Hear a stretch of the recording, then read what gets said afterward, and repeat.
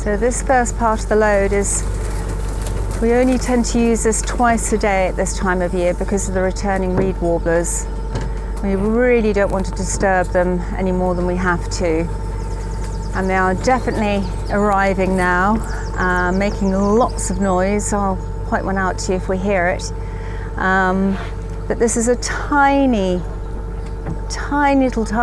brown bird, weighs only about 11 grams, about the same weight as a large envelope. Hello!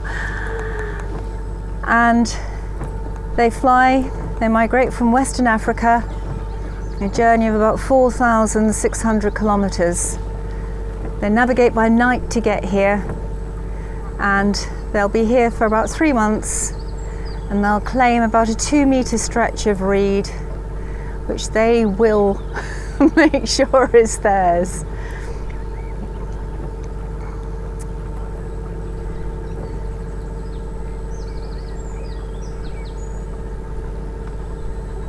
So you can see how narrow the channel is here. And what's really exciting at the moment, so we're going through all the last year's growth of Norfolk reed, but popping up already are the lily pads, which are this beautiful maroon colour at the moment. They will turn this wonderful dark waxy green, and of course I'll have these beautiful white water lilies which will carpet the entire length of Wicken Lode.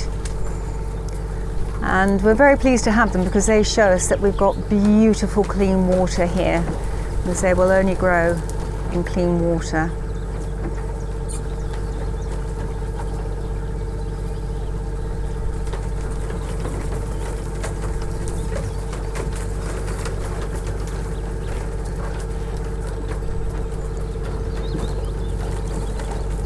If I cut the engine, it's because I've heard something I would like you to hear. It's nothing serious, it's because, oh, listen to this. Oh, that was a reed bunting there. And I can hear a reed warbler just there. It's sort of they sound as if they're having a conversation with themselves. It's like chirp, chirp, chirp, brr, brr, brr, brr, chirp, chirp, chirp, chirp, brr, brr. It's wonderful.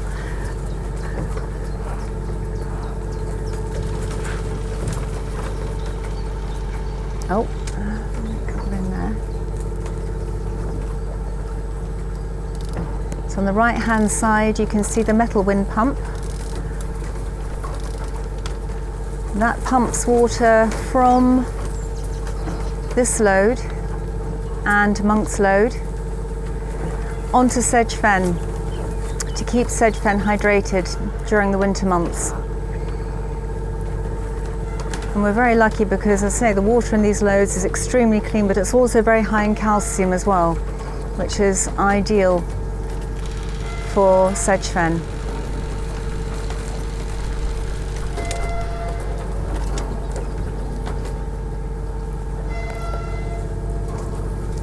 So just passing the floating pontoon on our right, coming out onto the public waterway, and you'll see a little waterway going off to the left. That is Monk's Lode, which winds its way up to Fordham and beyond, but it also gives you an idea as to how ancient these waterways are, because there used to be an abbey at Fordham, and the church really liked to have these waterways going through its land, because if anybody was transporting goods they could impose taxes, and they would actually re-divert watercourses to make sure that happened. But we know Wicken Lode was here in medieval times because it was recorded that it was made wider and deeper and lined with clay, so it's been here for a very long time. And the word Lode pops up in late Middle English, and it seems to denote that it's a man-made waterway, but it also means that it's an access way, a route through. So on the right hand side of the boat you can see the land is relatively high. So we're running down the edge of Sedge Fen on our right, and on our left you can see it's a very different story, because you can see from the tree line that the level of the ground is a lot lower, and that's because the land on the left was drained. They started draining it in the 1700s, and what the Dutch engineers who were overseeing the drainage project didn't anticipate was the extent that the peat would shrink in volume when they drained it of water.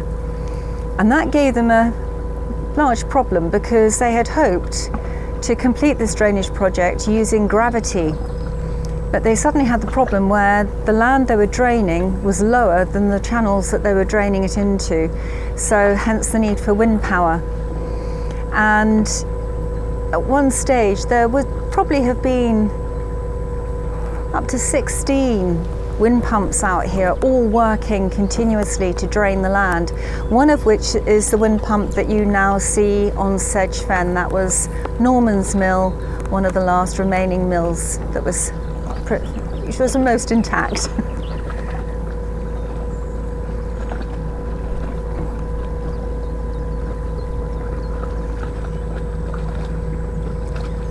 There is a path just on the other side of these reeds on our right. That's called the Summer Trail. That runs right the way around the perimeter of Sedge Fen. It's not open at the moment because the ground is still just a little bit too soft. So it'll be another month or so before that will be opened. And that is how you access the Tower Hide, which is that little roof that you can see popping up on the right.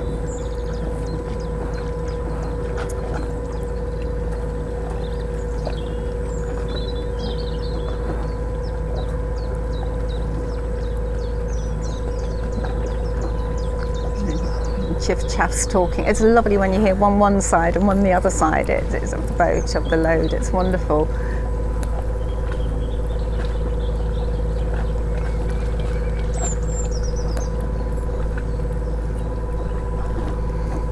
I was hearing quite a few blackcaps earlier on this morning. There were a lot of them around. The Tower Hide, this was built in 1956 and was very kindly funded by Lord Fairhaven of Anglesey Abbey.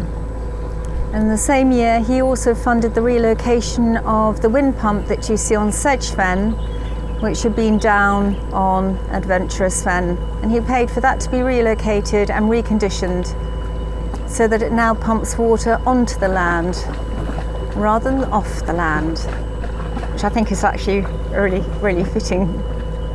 Really fitting.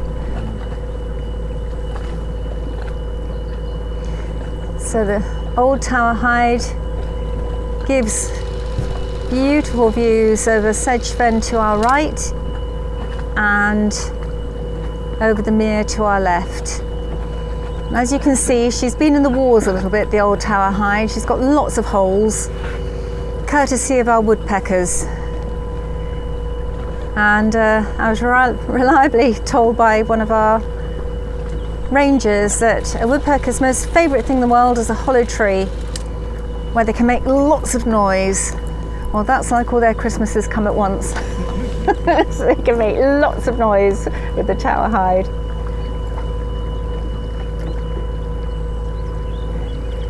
This is absolutely the best conditions to see the Lode because the reflections are just stunning.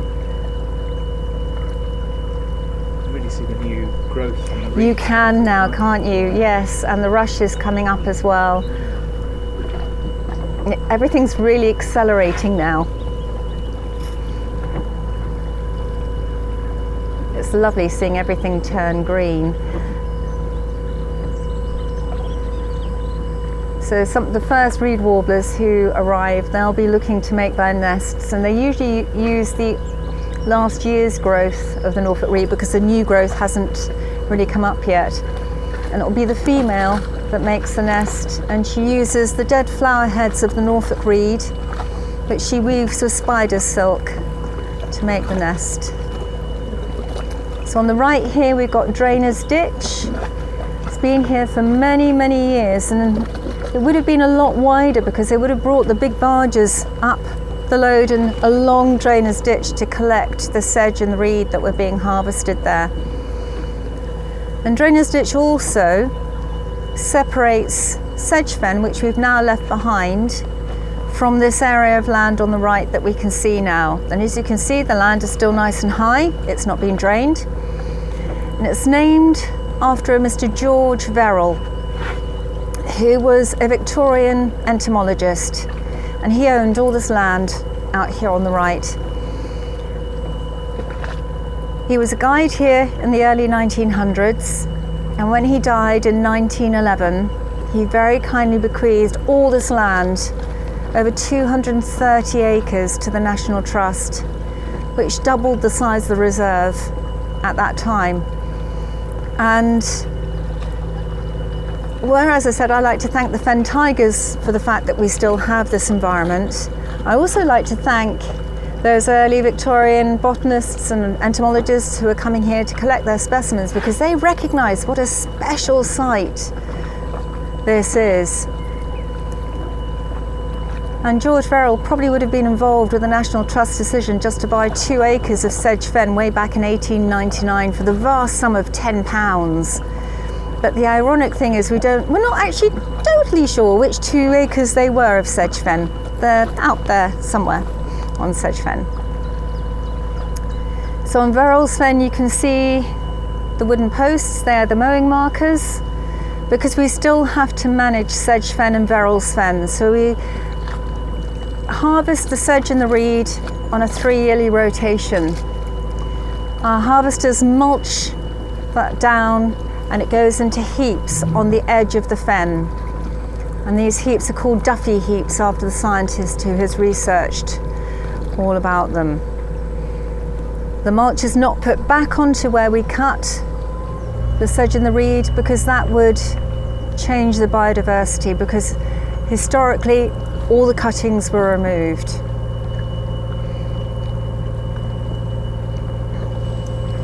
So on the left hand side the boat you'll see the reed beds coming up on Adventurers Fen.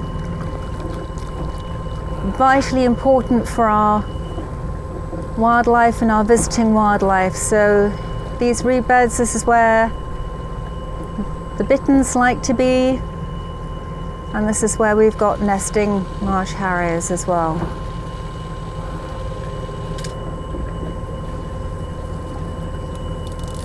Also on Verrill's Fen we have our retired conic ponies and our retired Highland cows.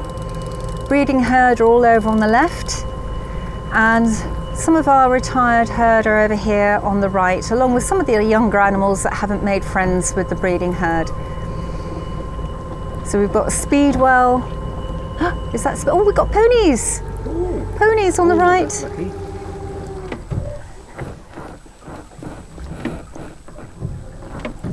What I can do, I can just reverse a little bit.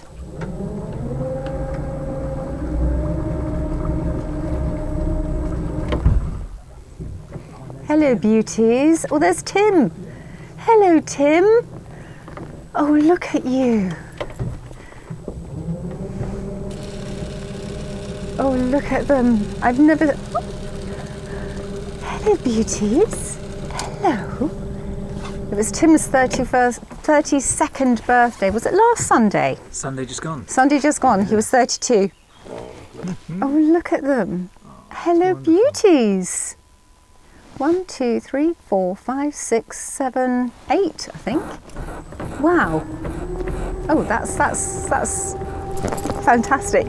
The number of times I come up and down here, don't see them, don't see them. They've got a large area to hide in, but that is just wonderful. Oh, what a privilege. So yes, we've got Speedwell, who's our oldest Highland cow. She's over here. She's 16 years old, I believe, and she's a matriarch. She's just this beautiful Highland cow, and she was born on the reserve, and She's here with Teasel, and you could see there was Tim, and he actually came here with the original herd in 2003.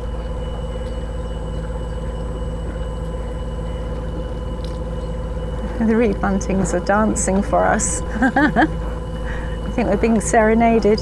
Oh, sorry, Mallard.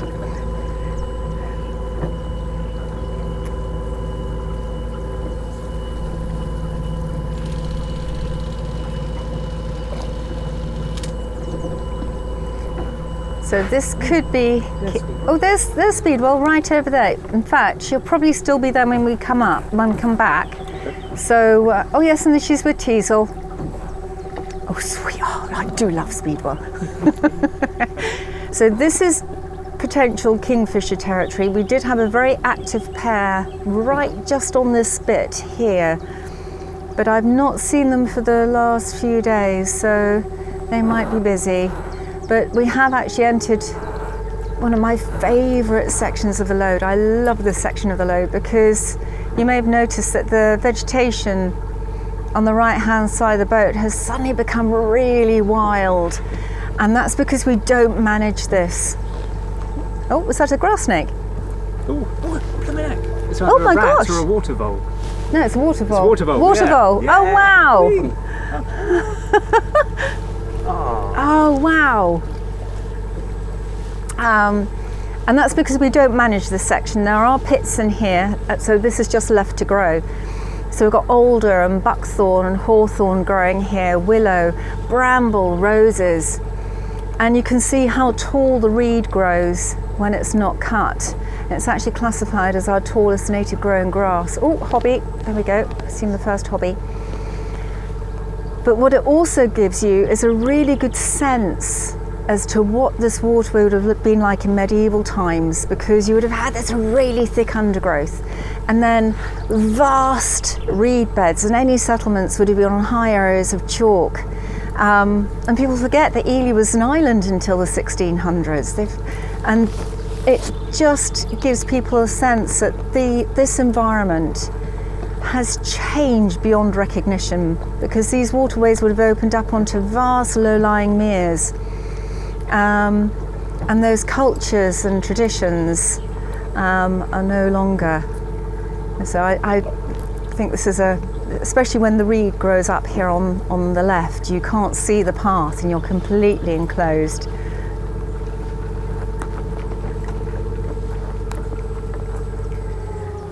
So just slowing down for this bit because we are coming up to one of our first bends and we are on a public waterway. And it's always the case, if you are going to meet another vessel, it will always be on the bend.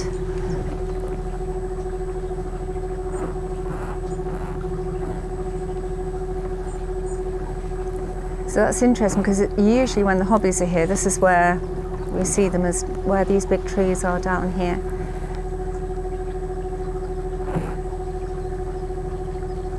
And the greylags have been making a lot of noise over on the left over the last few weeks. Lots of noise going on over there.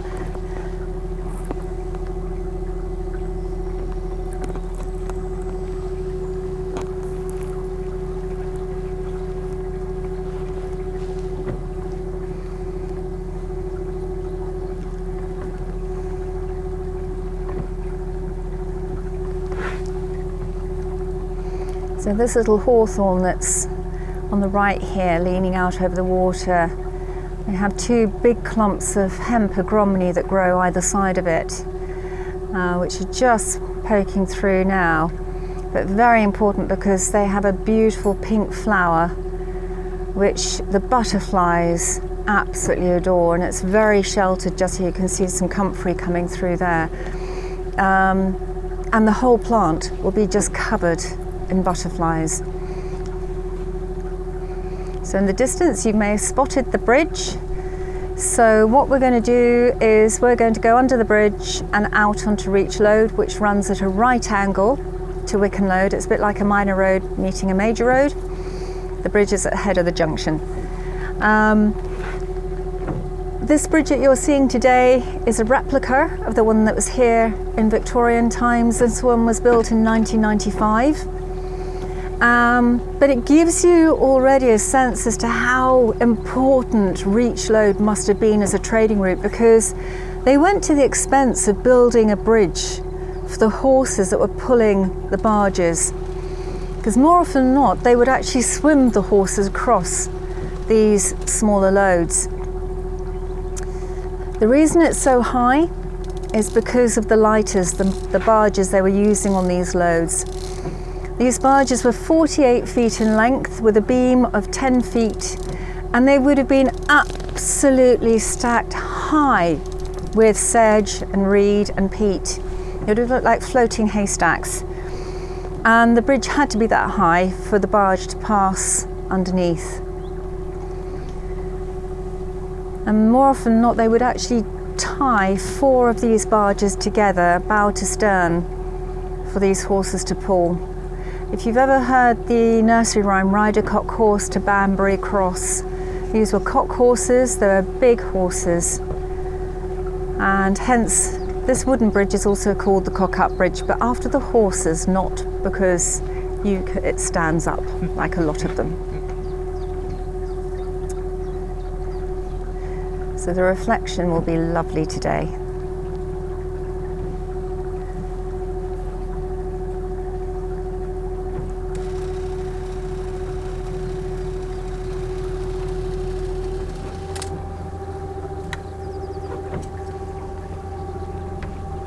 Oh, that's a reed warbler over there.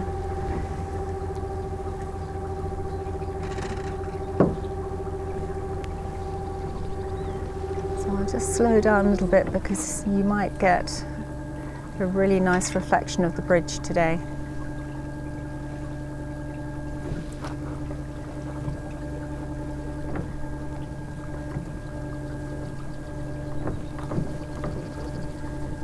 There we go, beautiful.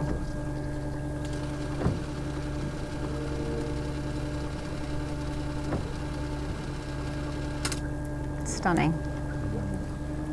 So as you can see, it's been built on an angle, and that would have been for the barges coming along Reach Lode and turning up into Wicken Lode and vice versa. So coming from Wicken Lode, turning left up towards Reach and Burwell. But we don't turn left, we turn right, so it just makes it a bit more awkward for us. But I'm just going to cut the engine in a second just to check for any engine noise.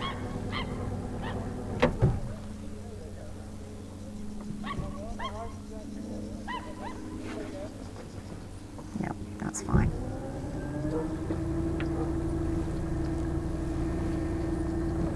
So as we go under the bridge, to our right you're going to see Upware and the lock at Upware. And the other side of that lock is the River Cam, and that's how all the shipping would have come into this channel. So as you can see, Reach Lode is very, very different from our little Wicken Lode. Ooh, kingfisher. Oh, well spotted, yes, lovely. So there would have been barges coming from the Wash to trade at Burwell and Reach. So we've got Upware to our right, and then behind us, Burwell and Reach. And these would have all been ports at one time. They made the barges at Upware and Burwell, and we know the Romans were at Burwell, so they were quarrying a stone called Clunch, and they would have used this waterway to transport that stone. Now I don't know if you can see the level of the land over the drove here on the left. Where I mentioned the deepest part of Sedge Fen, we've got a depth of about 4 metres of peat before the Gold Clay. Over here, there's probably about 30 centimetres of peat left before the Gold Clay, which is quite a stark reality. And like a lot of things, we didn't actually realise how important peat was until relatively recently. So we're all now doing everything we can to preserve the peat that we've got. So farmers are keeping their peat, they're keeping it damp. They're planting cover crops during the winter to stabilise it. because all that peat has eroded just through the farming process. Further up the Lode, there are pits where peat was extracted for fuel. The last peat was dug on Wicken Fen in the 1930s, when that industry really died out because of the availability of coal. Custodians of peated areas such as ourselves, there is a huge project underway involving multiple partnerships, and we're basically receiving, and I'm going to really simplify this, it's not as simple as I'm going to explain it, but we're basically receiving funding to protect the peated areas that we've got. So we're building clay banks around all our peated areas to keep them hydrated. And we're also planting vegetation to stabilize them.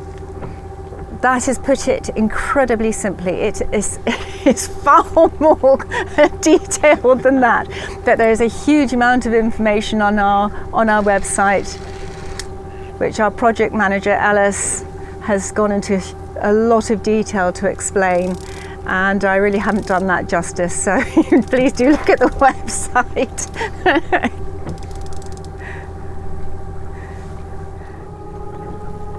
We haven't seen the swans today, which is probably a good thing. But we do have two swans, a pair of swans who are here.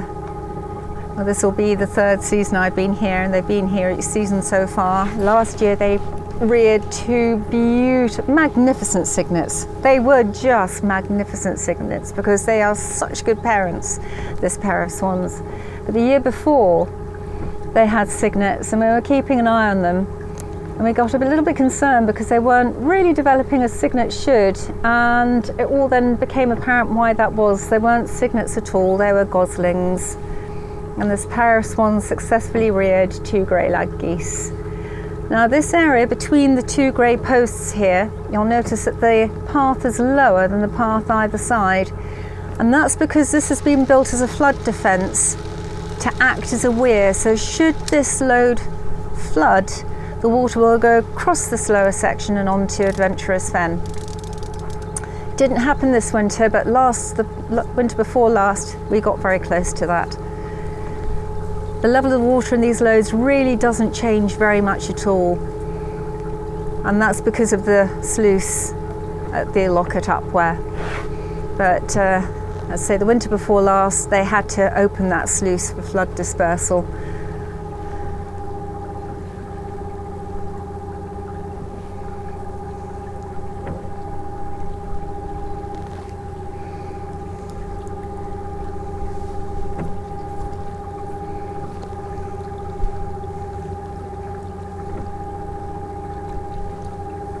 And last year, this is where I was hearing the cuckoos down here. I hear the geese now.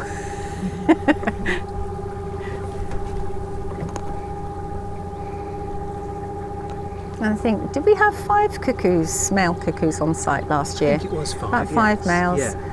Yeah. I was very privileged to see 2 of the 5 males that we had here.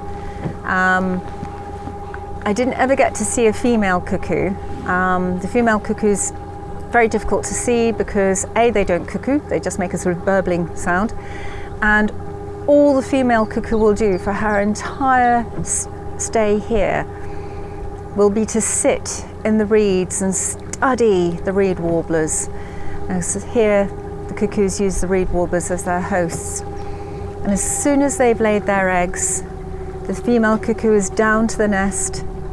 She will take one egg out, hello, which she will swallow, and then she'll leave the nest making this alarm sound, and that's to send the little reed warblers into a little bit of a frenzy so they don't notice something is different about their nest. And that will only take her between 8 and 15 seconds. However, the egg the cuckoo lays is just like a reed warbler's egg. So it's this tiny, tiny little pale blue egg with little brown smudges on it. And the cuckoo's egg is only just marginally bigger than the reed warbler's eggs. We then know cuckoo chick hatches and jettisons everything out of the nest, but to do that, the cuckoo chick has to hatch first. So female cuckoo, very clever, she gives her egg a 24-hour head start, because when she lays it, she's already been incubating it in her oviduct for 24 hours before she lays it. I think we've got a harrier in front of us just gone across, and that's a Seti warbler back there. Blast a sound, da da da da da da da da. Oh, there you go. Perfect timing. So, cuckoo chick hatches. When it hatches, it's blind. It feels. Oh, kingfisher. Oh, was it? Yes, it was. There you go, and another one. And another one. That's 3. Too quick. Wow. This is meant to come up. Is that what I can hear, Ajay? I think so. It was, yeah. That very high pitch? Yeah, I like it's cool. Yes. So they're over there. Aha! Fantastic. So yes, cuckoo chick hatches, and it's programmed to feel with its wingtips as it's blind for any other object in the nest. And it has a hollow on its back to rest the eggs on to push them out over the side of the nest. And they've even tried putting stones in the nest. It will get rid of anything, stones included. And you would think that the reed warbler parents would go, at this point, there's something very wrong here. Because we've got a big pink chick in our nest instead of little tiny black ones. Even the mouth gape is a different colour. But it makes no difference whatsoever, because the cuckoo chick is programmed to mimic the sound of a reed warbler chick. Oh, look at him. Hello, Tim.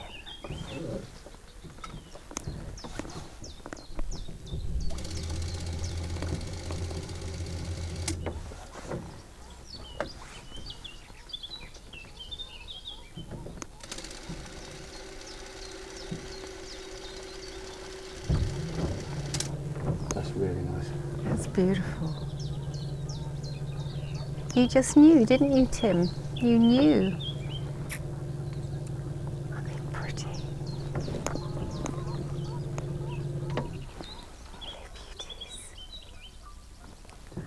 Not at all phased by our Aren't presence. they amazing? Hello, gorgeous ones. Hello, beauties.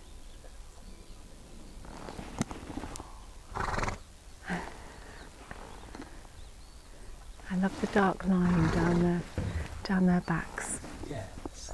You are so beautiful. You are. And look, there's wrinkly bits on the legs. Oh, the zebra stripes. Yeah, the zebra Yeah. stripes.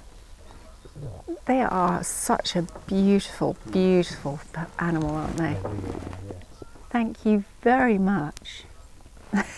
You got the owl ears on now.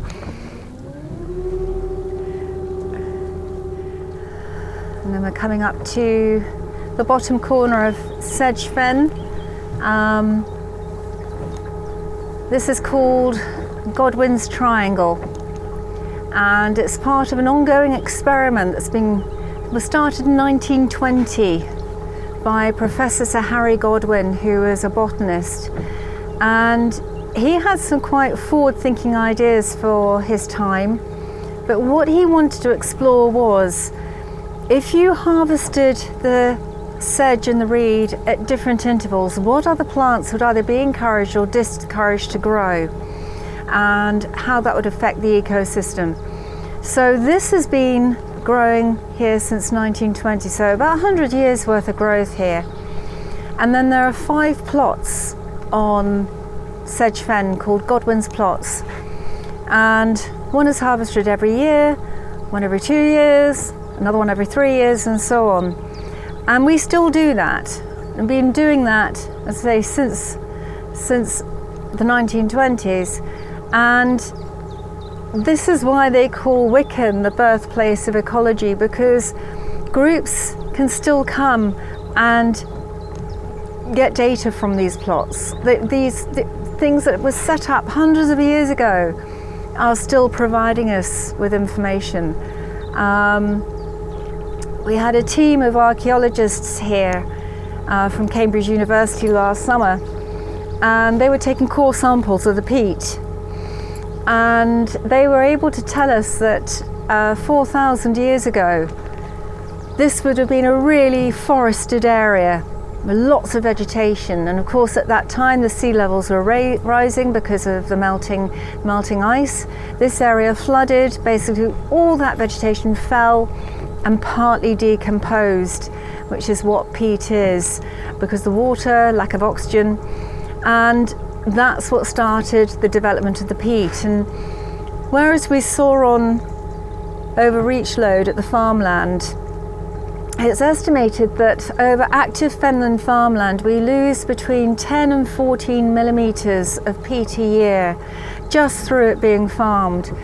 That may not sound very much at all, but when you think that peat only develops at a millimetre a year, that's 10 to 14 years worth of peat gone. So yes, that is why we are protecting all the peated areas that we have here.